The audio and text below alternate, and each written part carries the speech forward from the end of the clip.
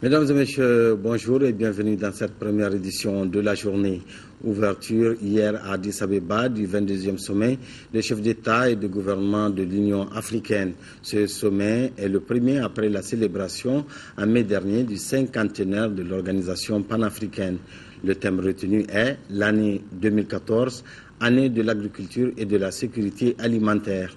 Le film de la cérémonie avec nos envoyés spéciaux Aoué Touré, Ndeye Sissoko, Abdou Salam Bambara et Adama Kamara. Les travaux ont été lancés dans une ambiance pleine d'émotions avec la minute de silence pour Nelson Mandela. L'Algérie, au nom de l'Afrique, a demandé que soit décidé ici et maintenant que la grande salle de plénière de l'UA soit baptisée salle Nelson Mandela. Alors, sans hésitation et avec acclamation, la décision a été prise. Et c'est dans cet élan d'émotion que la présidente de la Commission a présenté la nouvelle vision 2063 de l'Union africaine sous forme de rêve imagé. L'Afrique, 55 pays avec ses 2 milliards d'habitants, dira Dlamini Zuma, a réalisé de gros progrès, mais aujourd'hui, elle doit faire plus pour être un continent d'espoir. Nous avons élaboré l'agenda 2063 pour galvaniser et unir les Africains et la diaspora dans l'action autour d'une vision commune de paix et d'intégration d'une Afrique prospère. Et dans ce cadre, l'agenda 2063 a permis d'avoir une cohérence interne pour tous nos cadres sectoriels et plans de développement adoptés par l'OUA et l'Union africaine. Elle a permis d'établir une liaison et de coordonner nos cadres nationaux et régionaux pour en faire un moteur de transformation continentale. Comme de tradition, cette année, Haïti a été choisi comme invité d'honneur. Du haut de la tribune, ce pays que tout lie à l'Afrique a demandé d'être accepté en tant que membre de l'Union africaine. Autre temps fort de la cérémonie, c'est le discours bilan du Premier ministre éthiopien, président sortant de l'UA. Haïlé Mariam Desalegn a salué la participation pour la première fois des présidents de Madagascar et du Mali et s'est réjoui des efforts de l'Union africaine en termes de résolution de conflits en Centrafrique, au Mali, au Sud-Soudan. Le drame de l'immigration a été évoqué par le représentant du secrétaire général des Nations Unies. Les dirigeants africains sont invités à mettre davantage l'accent sur l'emploi jeune pour éviter de tels drames. Je suis choqué, Excellences, Messieurs, Mesdames, par la mort atroce de nombreux migrants africains.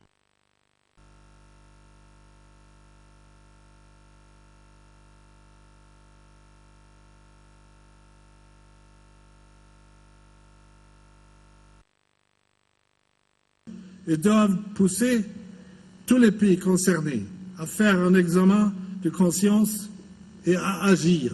Le train du rêve d'une meilleure condition de vie pour le continent est donc lancé. Les Africains, hommes, femmes, enfants, ont désormais la lourde responsabilité, dans un esprit créatif, de transformer la vision 2063 de l'Union africaine en une réalité. Justement, la Mauritanie va assumer pendant 1 an la présidence de l'UA, une première pour ce pays. Son président a pris l'engagement d'axer ses actions dans la dynamique de la nouvelle vision 2063. Nous retrouverons nos envoyés spéciaux à Addis Abeba. Le président Mohamed Ould Abdel Aziz, dans son discours d'acceptation, a salué le choix porté sur son pays, choix qu'il a qualifié d'historique. Que nous célébrons l'année de l'agriculture et de la sécurité alimentaire au moment où nous discutons de l'agenda 2063 de l'Union africaine, un cadre stratégique commun pour la croissance inclusive et le développement durable. Pour la plupart de nos pays, l'agriculture constitue incontestablement le champ de bataille où nous pourrons gagner la guerre contre la pauvreté, la faim et l'indignité. L'agenda pour la transformation de l'agriculture est établi de façon stratégique en vue de créer d'énormes opportunités pour la réalisation du développement durable et inclusif en Afrique. L'Union africaine, faut-il le rappeler, a déclaré 2014 année de l'agriculture et de la sécurité alimentaire. Ibrahim Boubacar Keïta, qui participe pour la première fois en tant que chef de l'État à un sommet de l'Union africaine, s'est tout d'abord réjoui de la désignation du président mauritanien à la tête de l'organisation avant de partager sa vision sur le thème proposé pour ce 22e sommet. Très bonne chose pour notre région, pour notre organisation de l'MVS et pour mon ami et mon frère Abdelaziz. Ce sommet est sûrement un sommet prometteur. Son thème, l'agriculture et la sécurité alimentaire, ce sont là des choses qui sont aujourd'hui au cœur des préoccupations africaines. Il est donc naturel que le Mali y prenne tout l'intérêt. Et je gage, moi en tout cas, que cette année 2014, consacrée à l'agriculture et à la sécurité alimentaire, ne sera pas une vaine année. J'en suis intimement convaincu. Je pense également qu'il ne faut pas être pessimiste dans le style de ceux qui disent que oui, l'Union africaine ronronne, les sommets se ressemblent. Non, les hommes changent. Le contenu des programmes change. La volonté des hommes également, à un moment ou à un autre, n'est pas tout à fait la même. Vous avez là aujourd'hui des leaders qui sont désireux de faire bouger le continent. Les chefs d'État et de gouvernement ont commencé leur huis clos et cela jusqu'à demain après-midi pour la cérémonie de clôture. Cérémonie de clôture prévue donc pour cet après-midi. Ici à Bamako, le Premier ministre Oumar Tatamli a présidé hier matin la 11e session ordinaire du Conseil national de la sécurité alimentaire. La rencontre a regroupé les gouverneurs de région, les partenaires techniques et financiers et plusieurs membres du gouvernement. Un reportage de Brahma Traoré. Environ 800 000 Maliens auront besoin d'une assistance alimentaire en 2014. Un chiffre révélé par le Premier ministre à l'ouverture de la 11e session ordinaire du Conseil national de la sécurité alimentaire et le chef du gouvernement de poursuivre. Avec une attention particulière aux déplacés internes et externes, dont le retour dans les localités d'origine pourrait être effectif dans les mois à venir. Une personne assistée pour des raisons nutritionnelles, c'est encore une personne de trop que nous avons le devoir de secourir, et cela, c'est une personne de trop qui n'a pas bénéficié des appuis nécessaires en termes de renforcement de ses capacités de résilience, ses capacités à faire face, à se prendre en charge dans l'honneur et dans la dignité. Cela désigne des insuffisances qu'il nous faut corriger. Au total, 160 communes du Mali se trouvent en difficulté alimentaire et économique. C'est ce qui ressort d'une évaluation provisoire du système d'alerte précoce, d'où la nécessité d'engager des actions urgentes et concrètes. Les partenaires techniques et financiers estiment qu'il est urgent de mettre en œuvre des actions qui renforcent durablement la résilience des populations face aux crises sécuritaires et climatiques.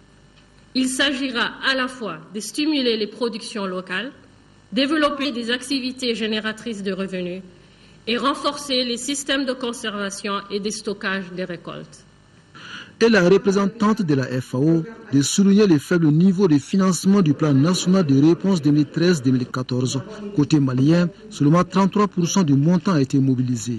Sur une participation attendue de l'État de 30 milliards, 286 millions au titre du plan de réponse 2013, le gouvernement a pu mobiliser 9 milliards et demi depuis le dernier Conseil pour mener des actions d'atténuation, malgré un contexte économique difficile qui prévaut dans notre pays, un contexte financier qui est simplement en cours de normalisation. La reconstitution du stock national de sécurité est en cours pour 31 000 tonnes de mil sorgho, de même celle du Fonds de sécurité alimentaire pour 5,5 milliards en vue de garantir le financement idoine des actions de sécurité alimentaire et nutritionnelle en 2014.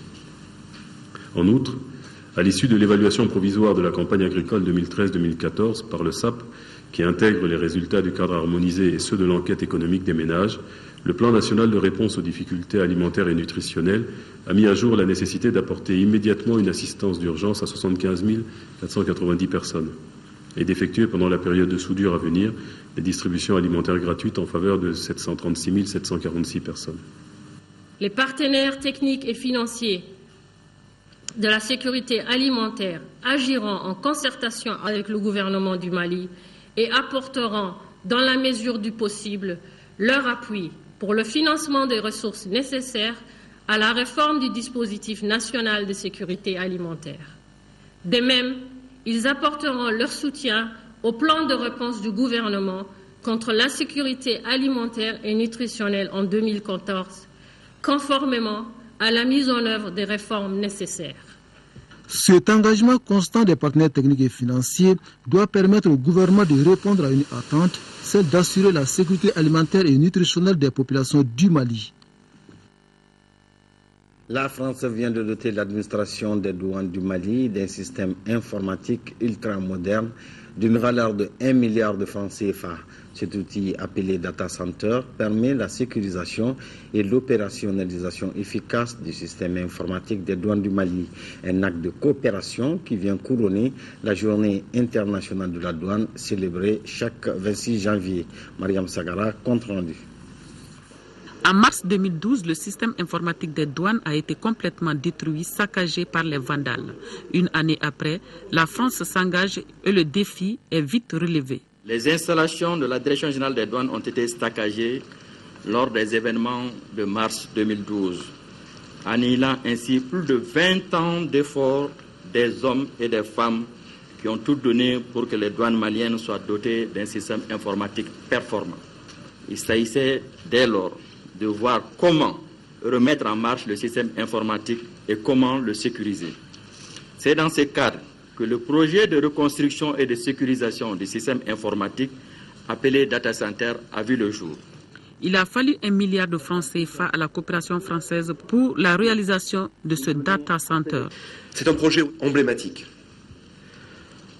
des liens qui unissent les douanes maliennes et françaises dans leur volonté commune de construire ensemble une administration des douanes moderne et efficace. C'est la première fois que la douane française est engagée dans ce type de projet et de réalisation. Cet outil de sécurisation dans le système douanier est une révolution qui concerne plusieurs services administratifs, à la fois pour le développement socio-économique du Mali et pour la vulgarisation des données. Quand on aime, on ne compte pas. Alors la France aime le Mali, les douaniers français aiment les douaniers maliens, mais fiers d'avoir porté ce projet. D'abord parce qu'il vient de vous. Les douanes françaises ont été, je crois, exemplaires dans la réalisation de ce projet. Monsieur le directeur général, bravo à titre personnel, ainsi que tous les adjoints et toutes les personnes que vous avez citées. Ce modèle de coopération prouve l'intérêt et la confiance que la France porte à notre pays. Merci encore à la France d'être là avec nous. Je pense que monsieur l'ambassadeur est au service du Mali.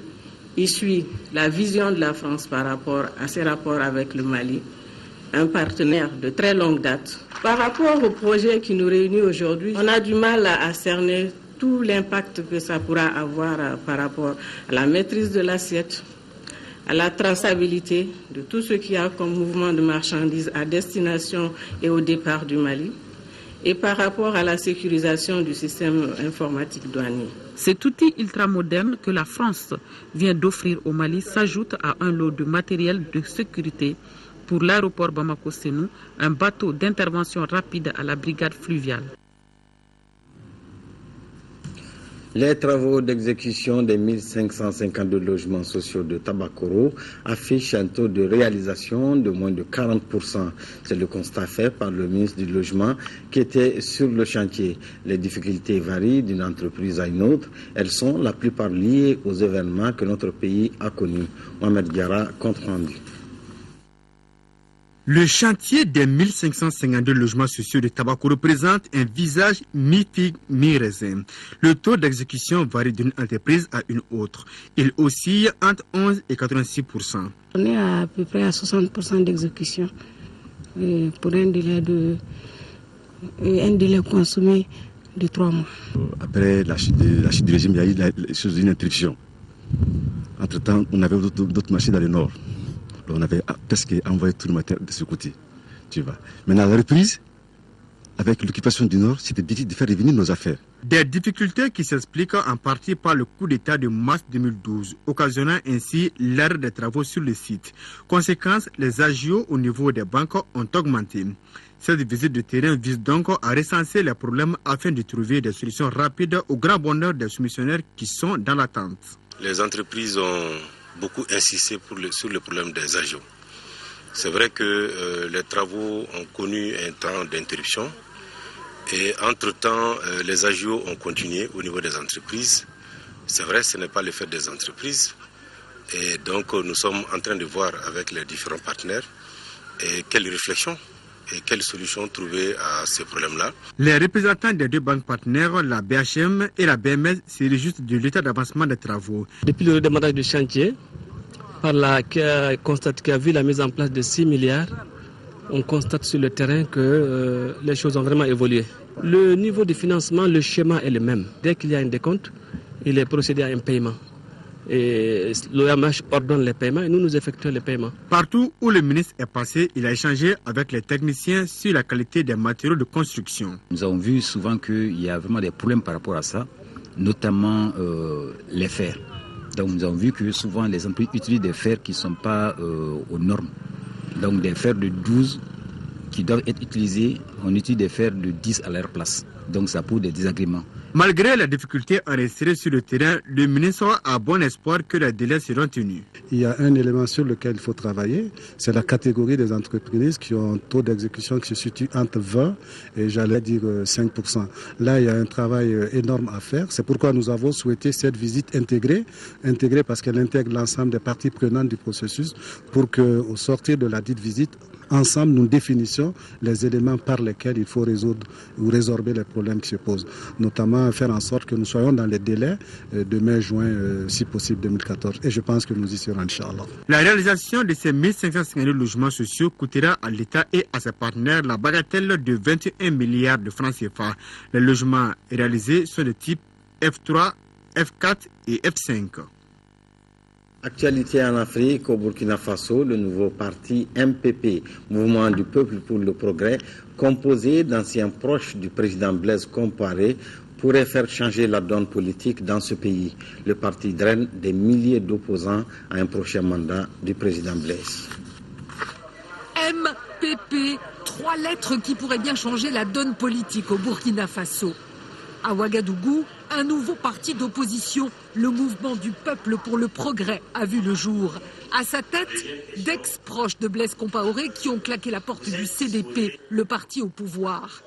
Tous se plaignent du manque de démocratie au sein du parti présidentiel. Ils dénoncent aussi des manœuvres pour modifier la Constitution et permettre à Blaise Compaoré de se représenter en 2015. Pour ces anciens fidèles du clan présidentiel, ce nouveau parti doit être un rempart contre ces dérives. Ceux qui tentent de nous présenter comme étant des fauteurs de troubles, venus pour mettre le Burkina à sac, nous voulons rassurer. Nous sommes engagés dans le renforcement de la démocratie, dans le renforcement de la paix. Et à en croire la foule, venue dimanche assister à la naissance de ce nouveau parti, ces dissidents ne sont pas les seuls à vouloir tourner la page après 26 ans de règne de Compaoré. Il y a 15 jours, l'opposition a réussi un tour de force, faire sortir des milliers de personnes dans la rue pour dire non au tripatouillage de la Constitution. À un an de l'élection présidentielle, l'opposition renforcée est déjà en ordre de bataille. Pour le président sortant, la partie s'annonce difficile. À présent, nous vous proposons un résumé de l'actualité en Afrique avec, pour commencer, les travaux du sommet de l'UA et la grève des mineurs en Afrique du Sud. Ouverture du 22e sommet de l'Union africaine ce jeudi à Addis Abeba en Éthiopie.